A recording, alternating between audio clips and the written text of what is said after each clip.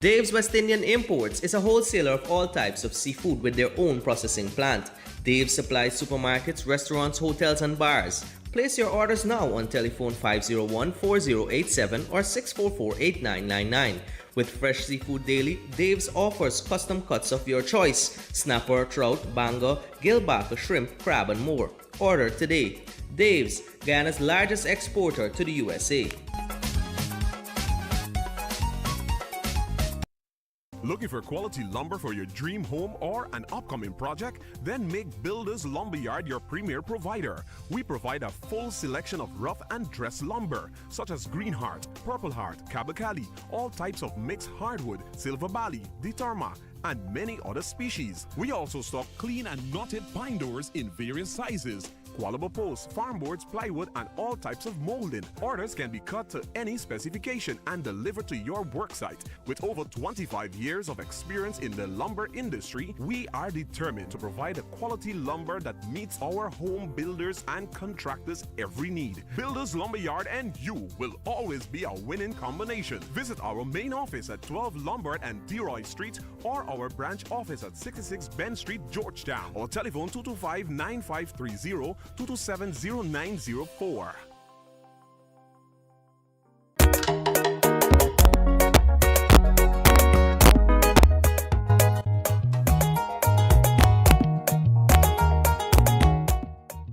And welcome to another program of the Sean Devers Sports Watch. It's Tuesday, July 14th, still in the year 2026.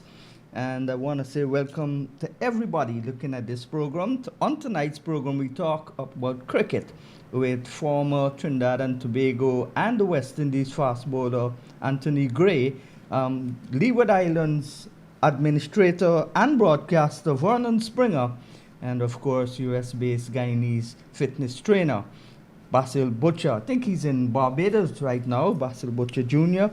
This program comes to you with the compliments of Dave's West Indian Imports, Builders Lumberyard, Survival Supermarket, KFC, Namalco, and of course Turling Products Limited. Good evening, everyone. Let's tell you that the 5-match ODI series between West Indies and New Zealand started here in Guyana on Saturday, and then they had another match yesterday, and at the end of those two matches, both teams have won one. So the 5-match series leveled at 1-1. West Indies won the first match by 7 wickets.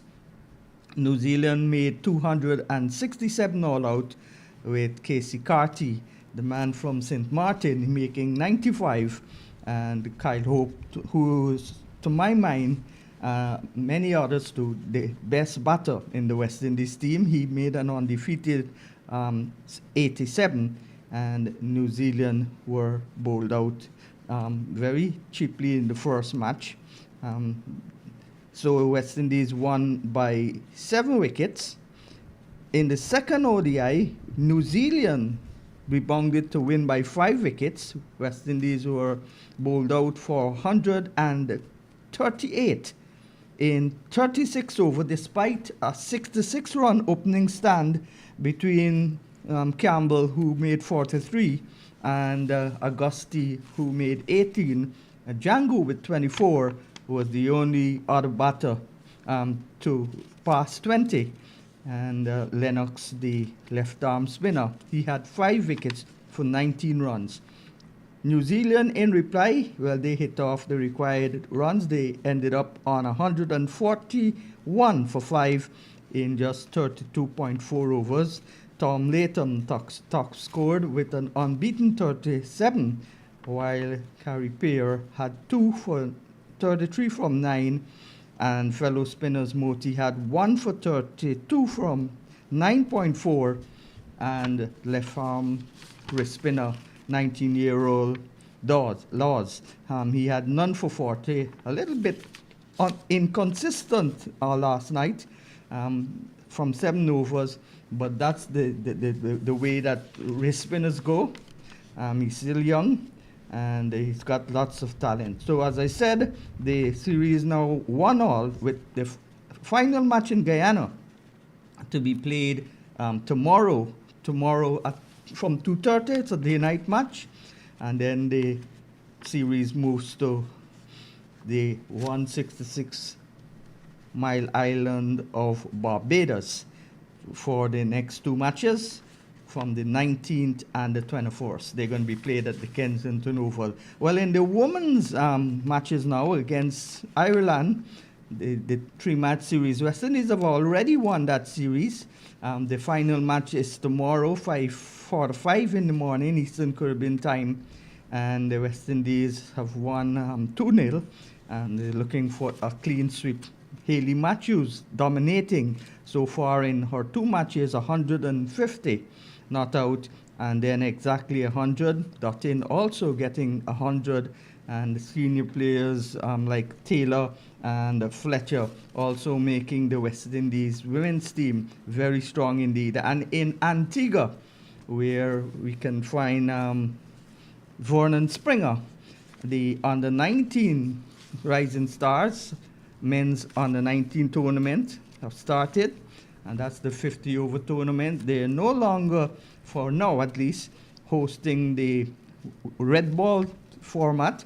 They're concentrating on the white ball 50 over. Guyana lost to Trinidad and Jamaica, so they're on the back foot, as opposed to Barbados, who are unbeaten, winning against the Leewards and the Windwards.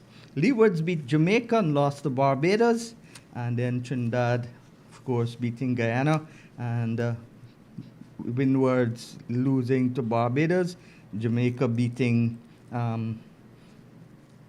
Guyana, and losing to the Leewards. So a tight situation there in Antigua. Good evening to everybody once again, and good evening to you, Vernon Springer. We're hoping, well, not we're hoping, we're going to have Basil Butcher and Tony Gray join us at the top of the hour. It's just about 7:41 here in Guyana. A beautiful Tuesday night. We've had lots of rain, but over the last 4 or 5 days or so, it's sweltering heat in the day and lovely weather in the night. Good evening to Vernon Springer. You there? Hi, good evening to you, Sean. All right. Let's start with your neck of the woods. Have But you... before I start with my neck of the woods, Sean, let me commit me to, on my own behalf, my own personal behalf, and to be able to congratulate the government of Guyana, and by extension the Minister of Sports, the Honorable Charles Ramson, and his deputy, the Honorable Stephen Jacobs.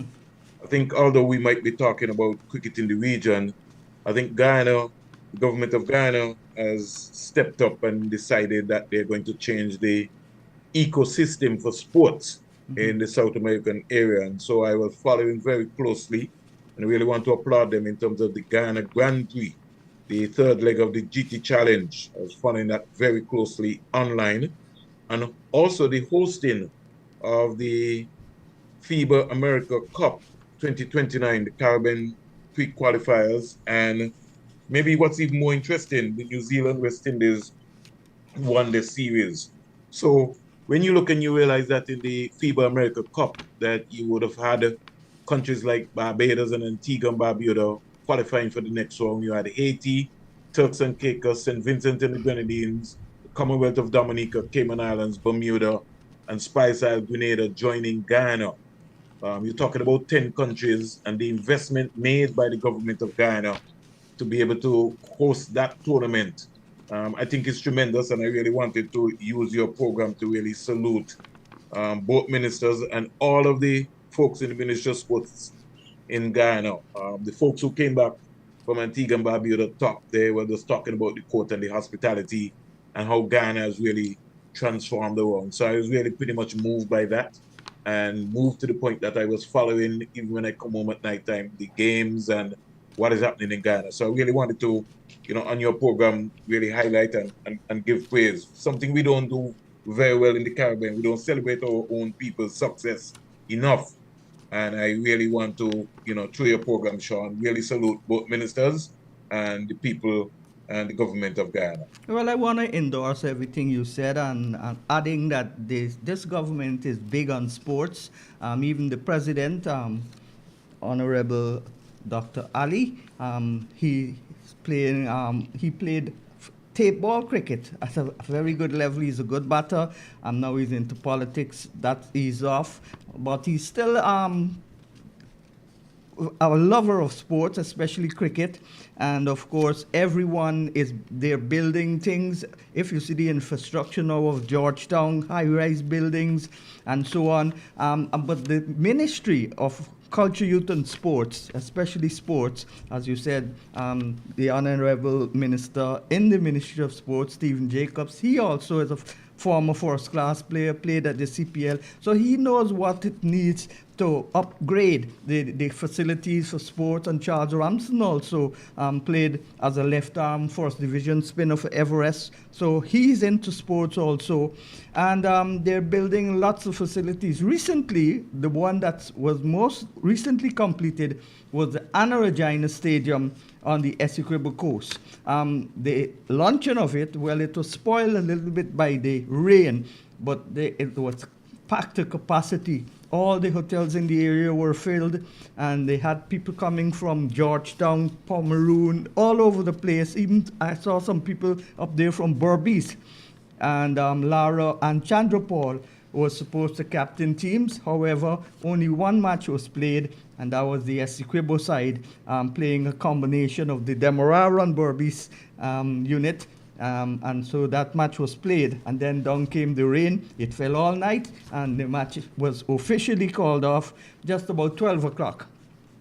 So that's a lovely, impressive venue, the Anna Regina Stadium, and they're now almost completed the stadiums for cricket in Albion, and they've also got the one in Palmyra, and they've got a good-looking stadium in Linden. So, structurally, Guyana is on the way forward. Of course, with the oil and gas, we are now one of the fastest-growing economies in the world. And these things would also enhance the normal life of people, like the taxi drivers, the construction workers, and everybody, when there are lots of people coming in, because now we are growing as a tourism destination, especially a sporting tourism destination, which we wasn't before. The CPL, we had a whole week or 2 weeks or a month of partying. We called it the CPL Carnival. And so this is a very good thing by the government of Guyana, especially in sports. Yeah, so I think it's real good, and I think it is a model, Sean, that we maybe don't need to compete against each other. So I think with the Guyana government investing in that indoor facility for basketball, it now gives the Caribbean region an opportunity to know now that they have a home where they can play basketball indoor. I mean, in Antigua and Barbuda, we don't have such a big facility, or even in St. Kitts or some of the other countries around in the OACS. But to have an indoor facility, it gives you that mechanism now to be able to have college teams and schools that can come to Guyana and play on an international indoor facility. And also, it kind of re-energizes basketball in a very big way as well in the Caribbean. So you could see the relationship between the Guyana government and the Barbados government. Originally, Guyana would have been hosting 5 of the one-day internationals. Now, 2 games have been switched now from Guyana to Barbados, and that was because of a collaboration between both prime ministers, Mayor Motley and Dr. Irfan Ali. So I think you will, as you go along, you will see a lot more things happening, which I think I've just found it strange, Sean, and I'm saying that I know that we have a lot of things to deal with.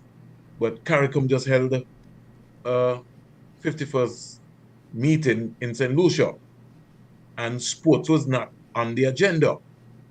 and it is something that I personally feel needs to be addressed. I don't care what they're going to tell me about the geopolitics and everything that's going on around the world. Their CARICOM has to find a way to make sure that sports is a discussion. Because let's be practical, Sean. We're looking, this is summer. The Sir Garfield Sober School competition in Barbados.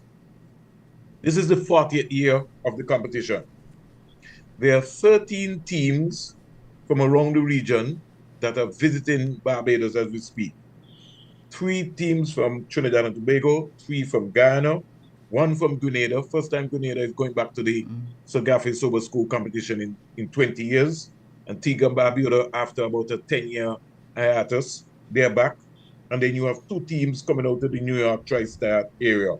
So in all, you have 23 teams or 23 school teams participating in the Sir Garfield Sobers competition, with 10 school teams and 13 from outside.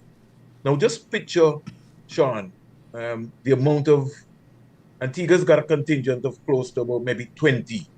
So just picture 20 people from Antigua, another 20 from, you could say maybe about 80 people maybe coming out of Guyana, another 20 from Grenada, then, you know, Trinidad and Tobago is next to us there.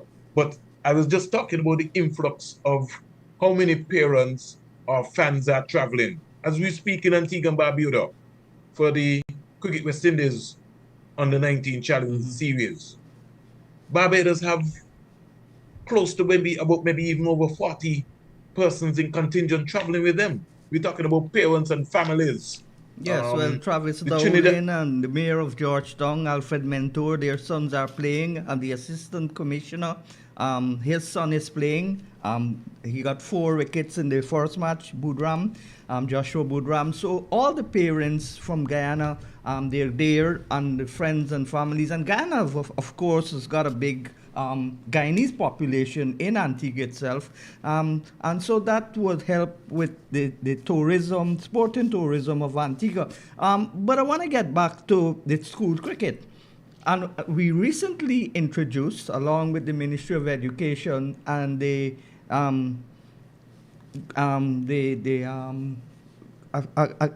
group.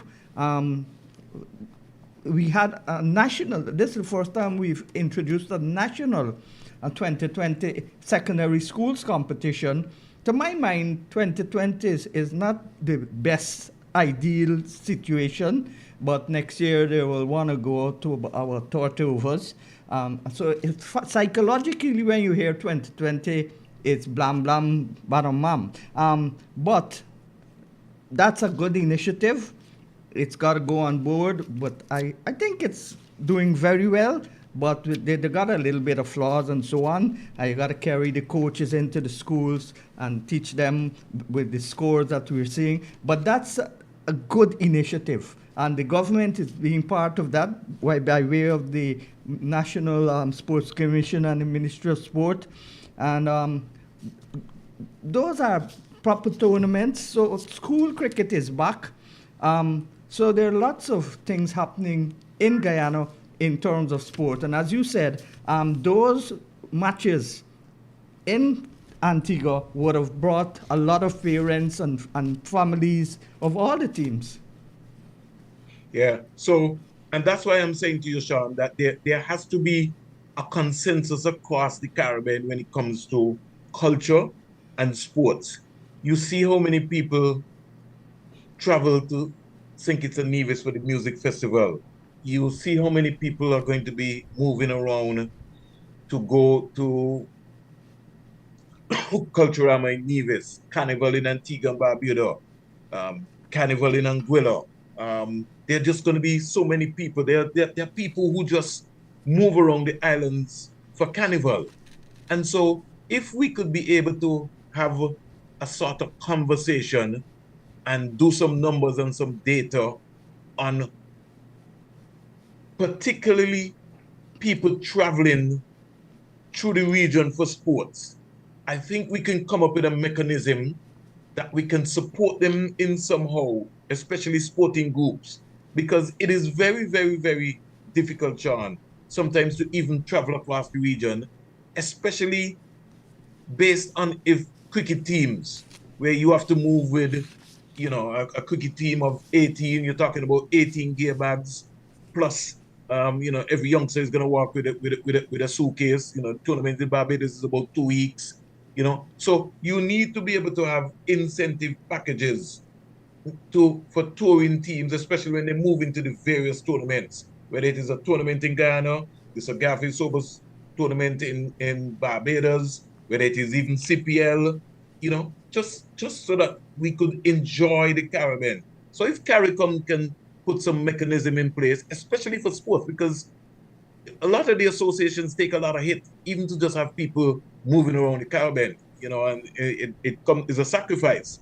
Governments put in money, families put in money, clubs put in money, to be able to make sure. Because one thing you always hear, if you put your support behind boys and girls, it will almost cut down the crime rate. Yeah. Because when your son in Guyana, right, gets an opportunity, I'm just using you, Sean, as an example, and he's going to travel to Barbados for a school tournament.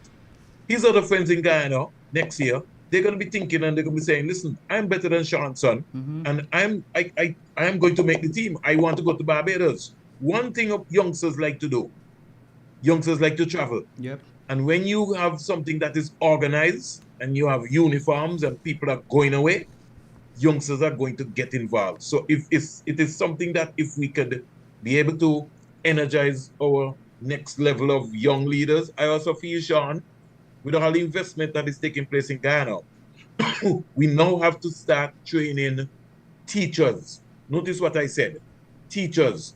We can't just take up any and anybody and say that they're a coach, and we need to start specializing as well. So in cricket, we need technical coaches, somebody who can help the batsman, somebody who can help the batsman, the bowlers. You need people who understand bowling, understand biomechanics, and also we need to start to be able to also, the teachers that I'm talking about, how do we teach people about the game, the youngsters about the game? Because I'm switching up and down, Sean, just to keep the conversation going. Yeah. But if we have coaches at the under 19 level who all they're thinking about is just winning and not teaching the youngsters the game, then we're going to be in a serious problem. And most of the time, Sean, I've been around the youth system for a very long time. The coaches are only thinking about winning. They're thinking about their next job, rather than thinking about how they're going to develop the young cricketers. I'll give you an example, Sean. This tournament in Antigua and Barbuda, I'm sure you have the playing conditions. To get a backing point, Sean, Cricket West Indies have set up inside the rules that you have to get 240 runs.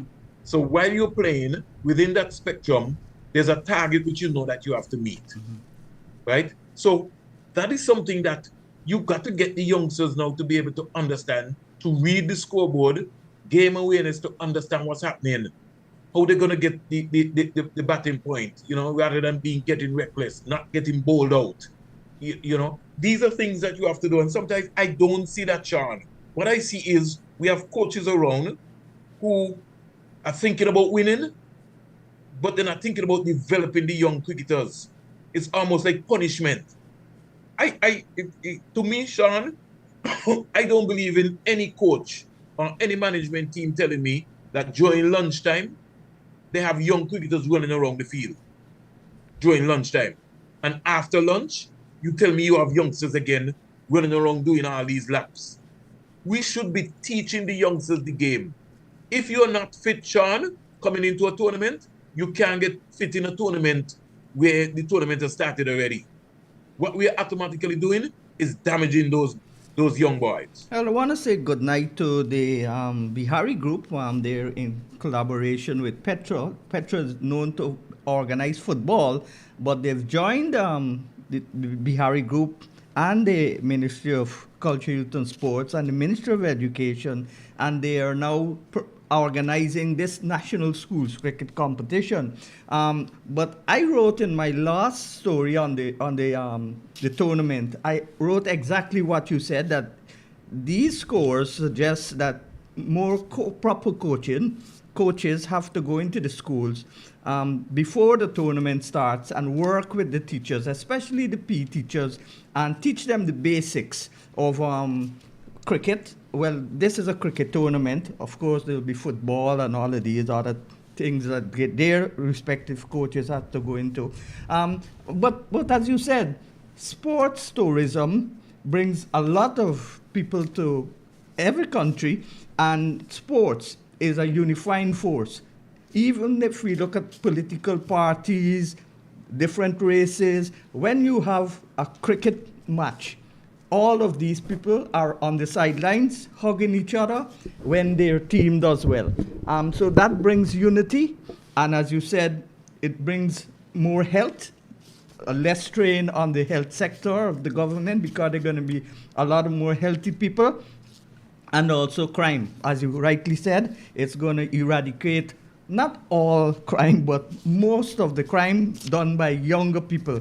Because, and what we see here in Guyana now is an influx of lighting the community facilities. So you can go home after work, after school, and play as long as you please in the nights. Because most of the facilities now, the community grounds,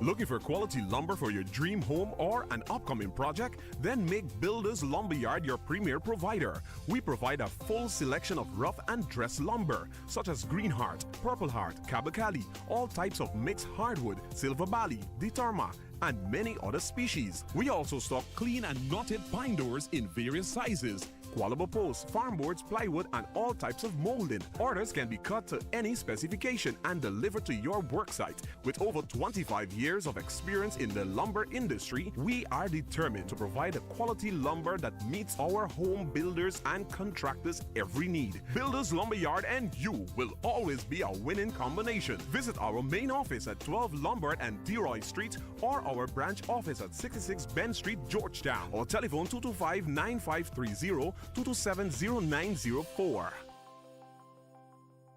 For more than 3 decades, Dave's West Indian Imports has been supplying the demands of Guyanese living in the USA with their favorite Guyanese products: Pomeroon coconut water, fresh fish, shrimp and crab, champion chow mein, icy sodas, golden cream, margarine, wiri wiri pepper, katahar, and calves rib, just to name a few. If you have family from Trinidad and Tobago and Jamaica, Dave's has them covered too. 9807 97th Avenue, Ozone Park, New York, only 5 minutes away from Liberty Avenue. 1808 Liberty Avenue, Richmond Hill, New York. 7505 New Hampshire Avenue, Tacoma Park, Maryland. The Caribbean market. Dave's West Indian Imports, supplying the best of the Caribbean to the USA.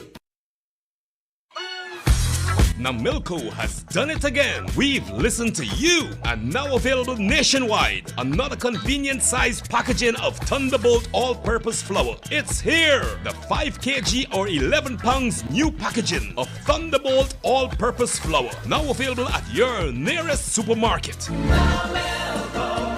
National Milling Company.